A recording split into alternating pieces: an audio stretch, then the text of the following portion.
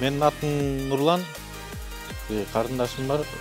Биз интернет аркылуу ушул ИФК компаниясын көрүп келгенбиз.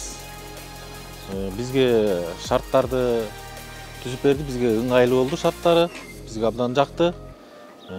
Ушул ИФК аркылуу биз ыңгайлуу өзүбүзгө машина издеп атканбыз. Машина ээлеп болдук ушул ИФК аркылуу. Элдерге эмне деп айтмакчымын? ИФКга келгиле, ишенгиле. Мынакей күчүбүз силерге рахмат, ИФКга рахмат. Дагы эмне дейм мен? Чоң рахмат.